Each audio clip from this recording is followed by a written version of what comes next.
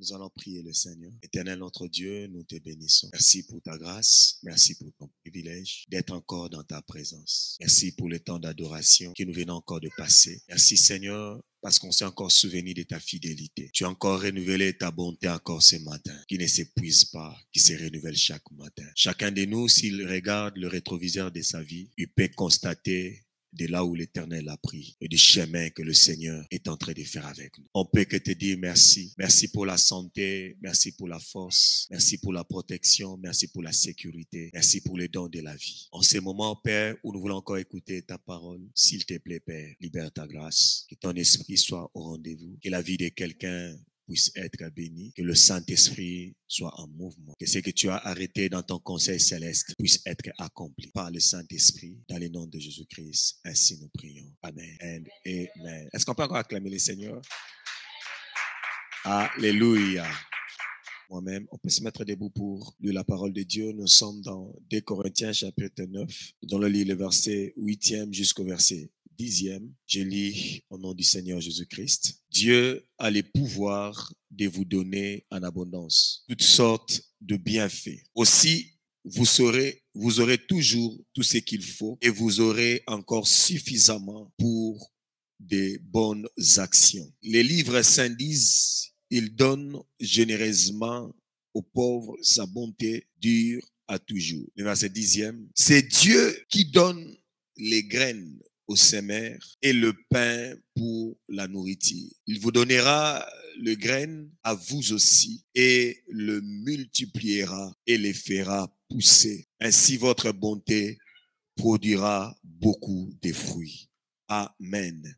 Je suis dans le livre du prophète Ésaïe, Ésaïe chapitre 55, le verset 10e. La Bible déclare ceci, la pluie et la neige tombent au ciel et n'y retournent pas sans produire un résultat. Elles arrosent la terre, elles la rendent fertile et les font pousser le grain. Ainsi, elles donnent des graines à s'aimer et de la nourriture à manger. Le dernier texte, 1 Corinthiens chapitre 3, le verset 6. J'ai planté, Apollos a arrosé, mais Dieu fait croître. Alléluia. La moisson abondante comme une saison que le Seigneur veut inaugurer dans cette assemblée, comme étant ce décret qui a été arrêté dans les conseils de Dieu afin que nous puissions le vivre dans cette assemblée. Alléluia. Est-ce que tu peux encore dire avec moi la moisson abondante? Alléluia. Et dans notre premier point, j'aimerais que tu puisses comprendre un élément très capital. La première des choses, quand on parle de la moisson abondante, c'est qu'il faut comprendre, numéro 1, on parle d'un temps ou d'une saison bien précise que Dieu a décidé que nous puissions récolter au-delà de ce que l'on enseigne. Alléluia. C'est-à-dire, nous parlons d'un temps ou d'une saison qui est définie, qui est bien précise, que Dieu a décidé que nous puissions récolter au-delà de ce que l'on a semé. L'apôtre Paul parlant aux Éphésiens, livre d'Éphésiens, épître aux Éphésiens, chapitre 3e, le verset 20e, il dit ceci, à celui qui par la puissance qui agit en nous peut réaliser infiniment au-delà de ce que nos prières peuvent demander ou que notre imagination peut espérer, peut oser espérer. Dans la première des choses, c'est que tu dois comprendre, lorsque nous parlons de la moisson abondante, nous parlons de cette saison où c'est temps où Dieu a décidé que nous puissions récolter au-delà de ce que l'on a semé. Bien-aimés dans le Seigneur, Dieu est suffisamment puissant pour nous donner au-delà de nos prières, au-delà de ce que l'on peut déployer comme effort, au-delà de ce que l'on peut penser. Dieu est suffisamment puissant. C'est pour ça que l'apôtre Paul a compris cela. Il dit, Dieu est puissant pour nous donner au-delà de ce que nous pensons, au-delà de ce que nous imaginons. Et je crois que dans cette saison, Dieu va nous donner au-delà de ce que l'on a semé. Alléluia. Et la deuxième des choses, lorsque on parle de la moisson abondante, on parle d'un temps qu'on appelle en grec kairos. Dis avec moi kairos. Kairos pour décrire un temps unique des possibilités illimitées de Dieu. Alléluia. Déployé ou manifesté par les œuvres de la personne du Saint-Esprit. Lorsqu'on parle de la moisson abondante, on parle d'un temps kairos, un temps unique de possibilités illimitées de Dieu, déployées ou manifestées par les œuvres de la personne du Saint-Esprit. C'est-à-dire, dans ces temps, les possibilités de Dieu, les possibilités illimitées de Dieu se déploient ou se manifestent par les œuvres de la personne du Saint-Esprit. C'est-à-dire, le Saint-Esprit vient se manifester. Le Saint-Esprit vient agir. Alléluia. Au travers de l'Église, au travers de ses œuvres. C'est-à-dire, dans le temps de la moisson abondante, le Saint-Esprit ne se cache pas. Le Saint-Esprit est visible. On peut constater le signe. On peut constater les prodiges. On peut constater une attraction. Alléluia. Au sein de l'Assemblée, au sein de l'Église. Dans Actes des Apôtres, chapitre 9, le verset 31, la Bible dit, l'Église était en paix dans toute la Judée, la Galilée et la Samarie. S'édifiait et marchant dans la crainte du Seigneur, elle s'accroissait par l'assistance du Saint-Esprit. L'Église est en train de connaître une croissance. L'Église est en train de connaître une multiplication.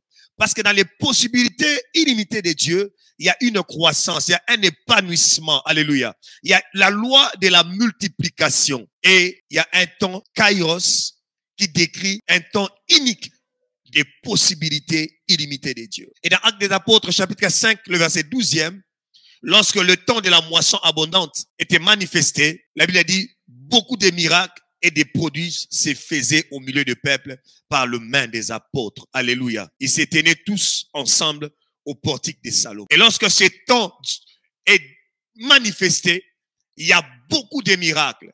Il y a beaucoup de choses qui échappent au contrôle de l'homme. Mais que le Saint-Esprit déploie. Alléluia. Parce que là, quand on parle de miracle, on parle d'un acte divin qui échappe au contrôle de l'homme. Alléluia. L'homme ne peut pas les contrôler. Le médecin ne peut pas le contrôler. Alléluia. Pourquoi?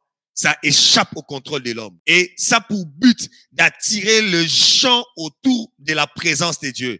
Attirer les gens dans la maison de Dieu. Les possibilités illimitées de Dieu se déploient et se manifestent par les œuvres et la personne du Saint-Esprit. J'ai prié Dieu ce matin qu'il le déploie dans notre assemblée, qu'il le déploie dans cette église. Ces possibilités illimitées, au travers des œuvres de la personne du Saint-Esprit. Je le prie et je le déclare que cela soit manifeste dans le nom puissant de Jésus-Christ. Et lorsque ces possibilités illimitées de Dieu se manifestent, la Bible dit, le nombre de ceux qui croyaient au Seigneur a croissé. Alléluia. Il y a eu un grand nombre de gens qui ont donné leur vie à Jésus, qui croyaient à Jésus, qui ont abandonné, oh, alléluia, leur vie au Seigneur Jésus-Christ. Les femmes, les hommes peuvent croire encore à nouveau. Alléluia. Même dans la société le plus irréligieux que nous sommes, où les gens sont rebelles à Dieu, où les gens défient Dieu, alléluia. Le cœur peut encore revenir encore au nouveau au Seigneur. Ce n'était pas facile au temps des apôtres qu'ils puissent vivre une moisson abondante. Parce que c'était un peuple qui était rebelle. C'était un peuple, alléluia. Christ a été rejeté par le sien. Mais la moisson abondante, là où il y a les rejets, les gens peuvent revenir encore à nouveau. Alléluia. L'église n'a commencé qu'à Jérusalem. Il n'y a pas le plus incrédule que les Juifs. Jésus-Christ a vécu dans une société très compliquée, très bizarre. Alléluia. C'est-à-dire, au nom de la loi, au nom du bienfait du peuple, Jésus-Christ a été crucifié à la croix. Mais cela n'avait pas empêché les apôtres de vivre la moisson abondante. Parce que le Saint-Esprit s'est déployé au travers les œuvres du Saint-Esprit. Dans Actes des Apôtres, chapitre 4, la Bible déclare, il était là. Pierre et Jean ont déclaré une seule chose. Alléluia. Nous n'avons ni or, ni argent à te donner. C'est que je te le donne. Au nom du Seigneur Jésus-Christ, prends ton lit et marche. Mais lorsque le Saint-Esprit se déploie, alléluia, on peut introduire quelque chose qui n'a jamais existé dans cette communauté. On peut marquer l'histoire de Saint Jérôme. Saint Jérôme peut devenir un centre d'attraction. Les gens viendront de tout le Canada pour constater ce que Dieu a fait en ces lieux. Alléluia. L'héritage maléfique de ces contrées peut être transformé à une histoire de gloire parce que Dieu a décidé de se déployer. Et c'est possible. Et c'est important lorsqu'il est entré dans le temple, chantant, dansant, louant Dieu. Alléluia. À l'époque, cette forme de louange n'existait pas. cet homme a commencé cette forme de louange, de chanter, de danser, de louer Dieu. Parce que le Saint-Esprit s'est déployé. Parce qu'un miracle était engagé. Alléluia. Et j'ai aimé encore la réaction de cet homme. Lorsqu'on lui a posé, qu'est-ce qui s'était passé? Il dit, c'est que je sais, j'étais malade. J'avais pas de pieds. Mais je suis guéri. Alléluia. Telle est ma prière, je lève ma main droite. Que Dieu se déploie en ces lieux. Que Dieu se déploie dans cette communauté. Que Dieu se déploie dans cette ville. Au travers des œuvres et des possibilités illimitées du Saint-Esprit. Nous ne prêchons pas un Dieu qui se cache dans la Bible, mais nous prêchons un Dieu qui sort de la Bible et agit. Alléluia. Nous ne prêchons pas un Dieu de l'histoire, mais nous prêchons un Dieu qui est réel, dont ses œuvres ont transcendé des générations. Il est le même hier, aujourd'hui et éternellement. Il a fait hier, il peut encore faire aujourd'hui. Ce n'est pas un Dieu du passé, mais c'est un Dieu du présent. Il est un Dieu de l'actualité. La Bible est un livre le plus actualisé que possible. C'est même au-delà des actualisations que nous faisons dans de mises à jour que nous faisons dans nos téléphones. Alléluia. Dieu s'adapte à tous les contextes et concepts. Alléluia. De notre génération. Je crois qu'il peut être actuel. Je crois qu'il peut être actualisé dans ces villes. Je crois que les gens, l'amour de Dieu peut rentrer encore dans le cœur des hommes et des femmes en ces lieux, à Saint-Jérôme. Je crois que les gens peuvent encore croire encore à Dieu à nouveau. Je crois que les gens peuvent encore témoigner encore à nouveau. Je crois que la gloire de Dieu peut encore revenir dans cette nation. Et c'est possible. Alléluia. Et c'est possible. Et c'est possible. Je le déclare, c'est possible. La gloire de Dieu peut encore revenir à nouveau. Qu'est-ce qu'il faut encore comprendre la moisson abondante? On parle d'un temps, comme je dis Kairos, pour exprimer trois choses. Numéro 1, c'est une saison brève et spécifique de la faveur de Dieu. C'est-à-dire, nous marchons, nous opérons sous la couverture de la grâce, de la faveur de Dieu. Dans Actes des Apôtres, chapitre 4, le verset 33e, la Bible dit, les apôtres rendaient avec beaucoup de force témoignage de la résurrection du Seigneur Jésus et une grande grâce reposée sur eux tous. C'est-à-dire, la grâce de Dieu vient reposer à l'église, vient reposer sur les hommes et les femmes qui composent cette entité, cette assemblée qu'on appelle église. Quand je parle de la grâce, il y a plusieurs dimensions de la grâce. C'est ce qu'on appelle la grâce salvatrice de Dieu. C'est que l'apôtre est en train de dire, c'est par la grâce que nous sommes sauvés au moyen de la foi. Et ce n'est point par les œuvres, afin que personne ne nous glorifie. La grâce salvatrice, c'est la grâce qui nous sauve. C'est l'élection de la grâce de Dieu qui nous localise afin que nous soyons sauvés. Mais au-delà de la grâce salvatrice, il y a aussi une dimension de la grâce qu'on appelle la grâce habilitante de Dieu. C'est-à-dire une grâce qui vient déposer en nous la capacité de faire des choses que nous ne saurons pas faire de manière ordinaire. Alléluia. La grâce qui nous rend exceptionnels. C'est cette dimension de grâce qui avait localisé Marie. Lorsque l'ange est apparu à Marie, là, ça dit à Marie, pleine de grâce. Et cette grâce pouvait lui permettre de faire une immaculée conception. C'est la grâce qui reposait sur Étienne. La Bible dit, dans Actes des Apôtres, chapitre 8e, que personne ne pouvait parler avec Étienne, ne pouvait débattre avec Étienne, parce qu'il le parlait avec une intelligence qui était supérieure à celle de sa génération. C'est-à-dire, lorsque la grâce habilitante de Dieu arrive sur nous, ça nous rend 10 fois meilleurs que celle de notre génération. Personne ne pouvait contredire l'esprit qui l'animait. C'est ce qui s'est passé même avec Daniel de sa génération. Daniel était 10 fois supérieur que tous les sorciers de Babylone réunis. Alléluia. Et lorsque cette grâce repose sur nous, je crois que même dans cette église, même dans ces contextes, alléluia, Dieu nous rendant meilleurs, Dieu nous rendant capables de défier, d'être positionnés au-delà même de cette nation, alléluia. Au-delà même de ceux qui se disent autochtones, au-delà même de ceux qui se disent des pionniers, alléluia. Cette grâce vient nous donner une place, là où on ne nous a pas donné la chance d'avoir une place. Cette grâce vient nous qualifier, là où on avait disqualifié par des moyens invisibles de Dieu. C'est une grâce qui nous rend meilleurs. Nous opérons par la faveur de Dieu. Et la Bible dit, une grande grâce reposée sur eux tous. Ce n'est pas question d'être apôtre, ce n'est pas question d'être pasteur, prophète, évangéliste ou docteur, mais c'est question d'être disponible pour recevoir cette grâce. Et dans Actes des Apôtres, chapitre 33e, La Bible dit, il rendait avec puissance, avec force, témoignage de la résurrection de Jésus-Christ. Il faut le rendre avec force, avec puissance, parce que une grâce reposait sur eux tous. On ne peut pas parler de la moisson abondante si la grâce de Dieu ne repose pas sur nous, ne nous couvre pas, ne nous remplit pas. On a besoin de la grâce. L'efficacité de la grâce de Dieu peut nous permettre de faire des choses impossibles parce que c'est la grâce. Alléluia. Parce que la grâce, c'est l'élection souveraine de Dieu. Il a décidé de te faire grâce. Tu peux être le plus petit de ta famille, comme Gédéon, de la tribu de Manassé. Mais lorsque la grâce est venue, ça lui a qualifié comme un vaillant héros. Il était disqualifié parmi les guerriers. Mais lorsque la grâce arrive, ça amène la faveur. J'ai prie Dieu que la grâce amène la faveur. Dans le nom de Jésus. À recevoir-les au nom de Jésus. La deuxième des choses, c'est qu'il faut comprendre, c'est pour exprimer un temps de la moisson. Comme le Christ l'affirme dans Matthieu chapitre 4, le verset 30, il dit, laisse-les croître tous deux ensemble jusqu'à la moisson. Au temps de la moisson, je dirai aux moissonneurs, qu'ayez premièrement livré et liez-la en botte pour la brûler. Mais ensemblez les fromages dans mon grenier. Là, le Christ est en train de parler d'un temps de la moisson assez spécifique où le Christ viendra prendre son église, où Dieu viendra prendre les hommes et les femmes qui lui appartiennent. C'est un rassemblement pour l'éternité. On parle de la moisson abondante, c'est pour marquer un temps opportun pour la récolte. Le moment est favorable pour récolter. Et j'annonce à cette église que le moment est favorable pour récolter. Lorsqu'on parle de la moisson abondante, c'est le moment qui est favorable pour récolter. Le moment est propice pour récolter. C'est-à-dire qu'on avait sémé à un moment donné et maintenant, c'est le temps pour récolter. Là, j'aimerais dire à quelqu'un ce soir, notre Dieu, alléluia, nous ne sommes pas des éternels sémeurs.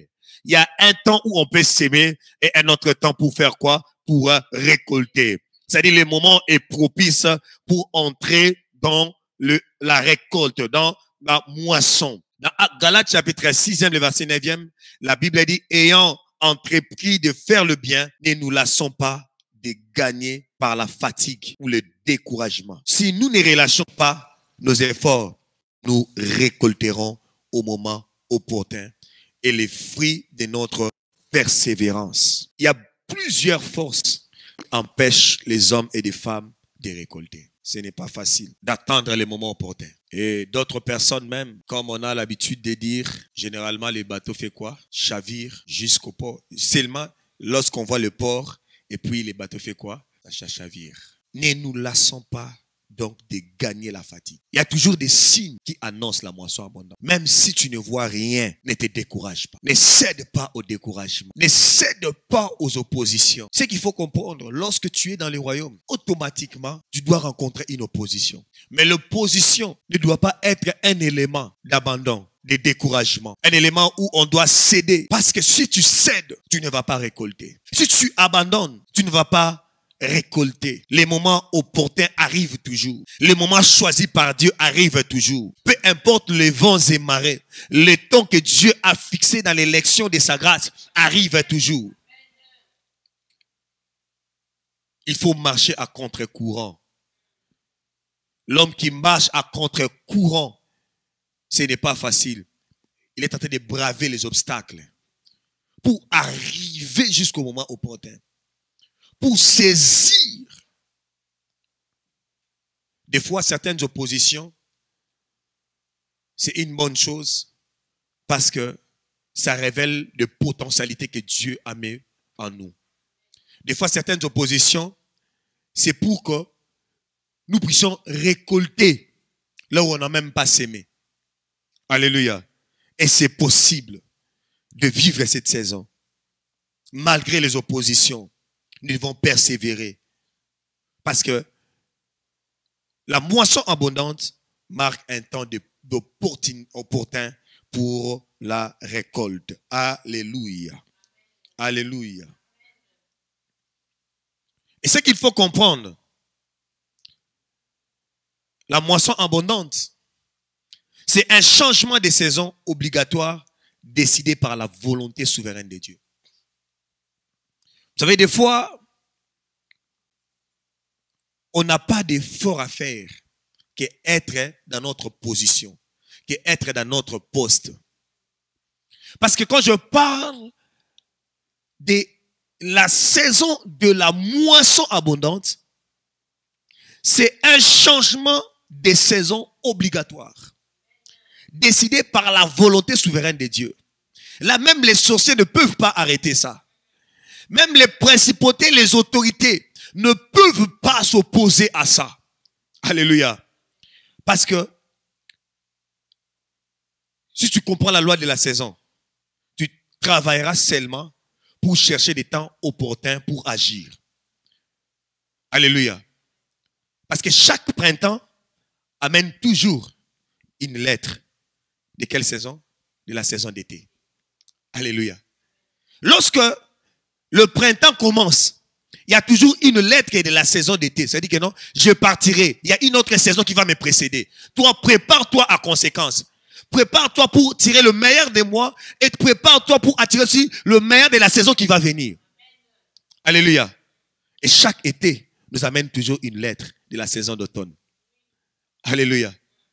De la même, l'automne, quand il arrive, il dit que non. Le vieil hiver vient là. Alléluia.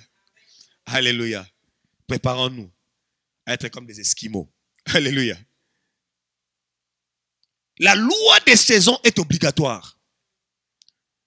Tout le monde dans sa vie a toujours eu une saison. Alléluia. Favorable pour lui. C'est pour cela, Ecclésiaste a dit, il y a un temps pour toutes choses. Un temps pour tout. Un temps pour naître et un temps pour mourir. Un temps pour planter et un temps pour arracher. Un temps pour récolter. Il y a un temps pour tout. Alléluia. Il y a un temps pour tout. C'est pour cela, frères et sœurs, nous devons comprendre les cycles des saisons.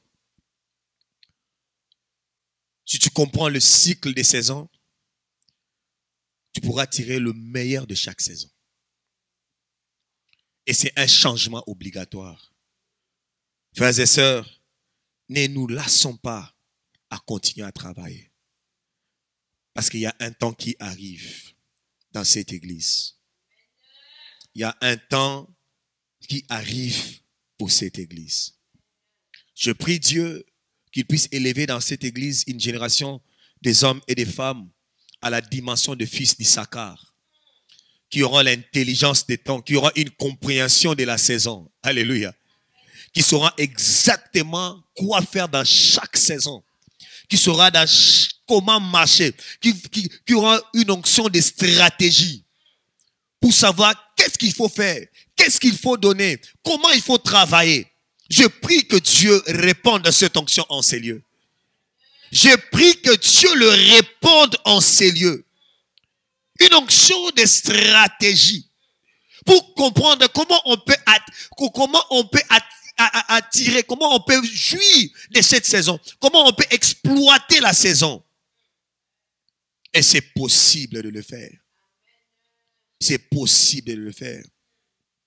Il a plu à Dieu, par sa grâce souveraine, que chaque chose que nous faisons sur la terre soit liée à une heure kairos, à un moment propice, à un moment favorable.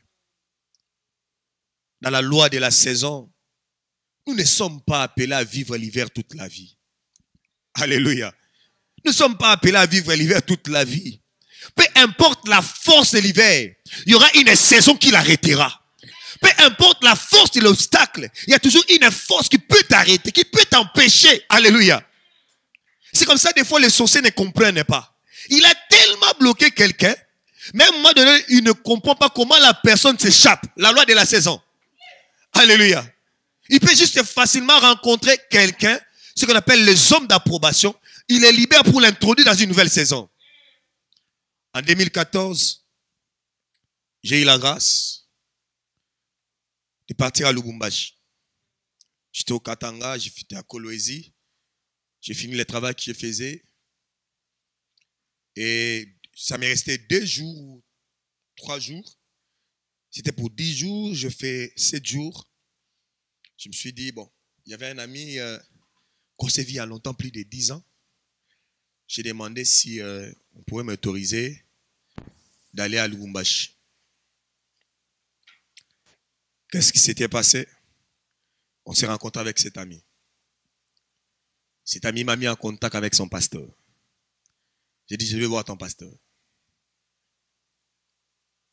Et lorsque j'ai rencontré l'homme de Dieu, la première des choses qu'il me pose, pourquoi tu n'es pas marié? Moi, je lui ai dit, je n'ai pas d'argent. Il m'a dit, moi, je ne vois pas un problème d'argent. Dis-moi, je vois un problème familial et je prie Dieu d'être introduit dans le mariage. Il a prié pour moi. Et 6 mois après, j'étais marié. Alléluia. Alléluia. Donc, tu disais que, papa m'a disait que je suis pressé. Je n'étais pas pressé. J'ai rencontré seulement un homme d'approbation qui a brisé la loi d'une saison. Par une simple parole. Il m'a dit, moi je vois un problème familial et je prie Dieu qui t'introduit dans les mariages. Et 6 mois après, j'étais introduit dans les mariages. Peu importe la force de l'hiver. Alléluia. Il y a toujours un homme d'approbation pour briser la loi de la saison. Je prie Dieu, je me tiens comme un homme d'approbation. Dans la première dimension pour cette église. Pour introduire cette église dans une nouvelle étape. Pour introduire cette église dans une nouvelle étape dans le nom de Jésus. Nous avons longtemps demeuré sur cette montagne. C'est le temps de faire un mouvement. C'est le temps de la croissance. C'est le temps de l'expansion. C'est le temps de l'extension. J'ai pris dans le nom de Jésus que des portes élèvent leur linteau. J'ai pris dans le nom de Jésus que des murs s'écroulent. J'ai pris dans le nom de Jésus qu'il y ait une accélération. Je prie dans le nom de Jésus que la voix de cette église puisse porter. Je prie dans le nom de Jésus que Dieu parle de cette église, que Dieu parle de cette œuvre. Je prie dans le nom de Jésus que le mur tombe, de l'opposition tombe dans le nom puissant de Jésus. S'il y avait des autels qui résistaient dans le nom de Jésus, que des autels tombent, que des principautés tombent, que des autorités tombent dans le nom puissant de Jésus. J'annonce cette saison où il n'y aura plus d'espace en ces lieux. J'annonce cette saison où cette salle sera tellement remplie. On n'aura même pas de place pour mettre les gens. Je le déclare dans le nom de Jésus. Je l'annonce dans le nom de Jésus. À la loi et au témoignage. Si on ne parle pas ainsi, il ne viendra pas d'aurore pour le peuple. Je parle pour que l'aurore arrive. Je parle pour que l'aurore arrive. Je parle pour que l'aurore arrive. Dans le nom puissant de Jésus. Dans le nom puissant de Jésus. Nous avons longtemps demeuré sur cette montagne. Et kalama sekelebe. Elia kanta la masante. Gloria soto lobo shakara maeke. Elia hanta lia ate. E kaluta. Abadia sunta la maikeria. Remante lea. E sakante lebe. Ikalama suta la maikeria. Robo sata la maikeria. J'annonce un temps où on ne marchera plus par nos pieds, où on sera porté. Oh, alléluia. Il marchera, il nous mettra sur notre dos. Dans le nom puissant de Jésus-Christ, on va courir. J'annonce un temps d'accélération où les choses vont aller tellement vite dans cette assemblée. Les choses iront tellement vite, tellement vite. Alléluia. Abri des âmes, préparez-vous. Il y a un temps où les choses s'accélèrent. Abri des âmes, préparez-vous. Ce temps arrive. Il y aura tellement une accélération. Il y aura tellement une percée. Ce temps arrive. Ce temps arrive. Ce temps arrive. Ce temps arrive. Ce temps arrive. Ce temps arrive. Ce temps arrive. Peu importe les obstacles. Peu importe les obstacles, même la force de l'hiver ne peut pas empêcher que le printemps arrive. Ne peut pas empêcher le printemps arrive. Peu importe la puissance du diable, Jésus-Christ devait naître au temps fixé, naître d'une femme. Il devait naître d'une femme. Peu importe les hommes. Oh, Hérode, il a massacré les enfants de 0 à 2 ans. Mais Jésus n'était pas atteint. La sémence du Christ ne peut être atteinte. Alléluia. J'annonce cette saison. Peu importe la conspiration. Peu importe les hommes qui vont se liguer afin de laisser cette église stationner dans un même positionnement. Alléluia. La percée est arrivée. La percée est arrivée. La percée est arrivée. La montée est arrivée. Le déploiement est arrivé. Le déploiement est arrivé. Je déclare que des portes élèvent leur linteau. Que des portes élèvent leur linteau. Porte éternelle. Porte éternelle. Élevez-vous. Que le roi de gloire fasse son entrée. Qui est ce roi de gloire? Il est le fort. Il est le puissant. Il est le redoutable. Oh. Il est celui qui s'appelle Tchikulula Nkulula. Lorsqu'il arrive, il écrase. Lorsqu'il arrive, il écrase. Il effraie le chemin là où il n'y a pas de chemin. Il effraie le chemin là où il n'y a pas de chemin. Que des voies s'ouvrent dans le nom de Jésus. La moisson abondante. La moisson abondante. Nous les déclarons et les libérons par le Saint-Esprit. Par le Saint-Esprit. Préparez-vous. La gloire est là. Car ici, Dieu est là. En ce dimanche matin, vivez aussi l'abondance dans vos vies, dans vos maisons, dans vos travails, dans le nom de Jésus-Christ. Ainsi nous les prions.